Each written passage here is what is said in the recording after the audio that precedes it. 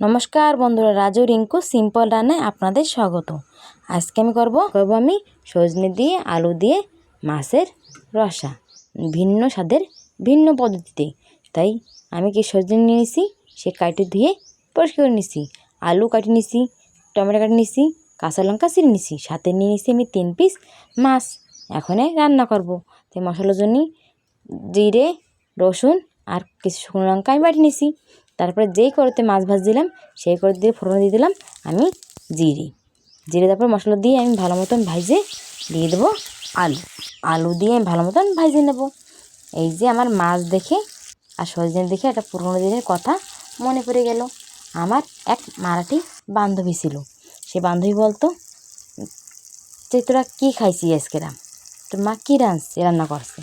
আমি বলতাম আমার মা আজকে মাছ রান্না করছে। পরের দিন আবার বলতো কি তোর মা কী রান্না করছে। আমি বলতাম মাছ দিয়ে সজনে দিয়ে রান্না করছে। তো বলতো চল তোদের ঘরে আজকে একটু ভাত খাবো, তোরা সবসময় মাছ খাইস, আমরা তো 12 মাসে একবার মাছ খাই, ততদিন টেস্ট হয় না। সবাই বলে বাঙালিরা মাছ খুবই টেস্টি রান্না করে, তাই আজকে তোদের ঘরে খাবো। তাই সেই বান্ধবীদের আমি আইনে দিলাম ভাত খাতে যখন দিই, মা রান্না করছিল আলু দিয়ে সজনে দিয়ে মাছ দিয়ে দিলাম, অতিরিক্ত ভরে খাইলো। খাওয়ার পরে আমি সেইভাবে আজকে রান্না করলাম। আমি আজকে সেই মার হাতের সে রান্না আজকে মার মতন রান্না করছি। সজনে দেখে সেই 15 দিন কথা মনে পড়ে গেল, আমি সেইভাবে রান্না করছি। সেই বান্ধবী খুব তৃপ্তি করে মার হাতের সেই সজনে আলুর মাছের সবজি অনেক ভালো খেলো।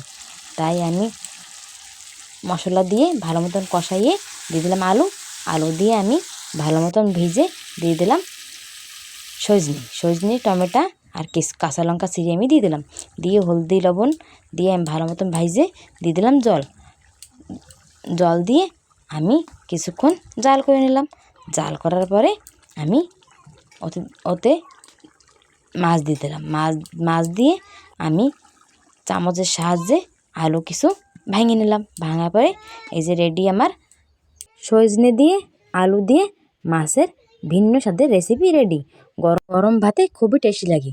বন্ধুরা, আজকে আমি আমার পুরনো বান্ধবীর কথা ভাবে আজকে রান্না করলাম। তোমাদের যদি বান্ধবী থাকে তা তোমরাও এই রেসিপি রান্না করে খাওয়াতে পারো, খুবই তৃপ্তি করে খাবে।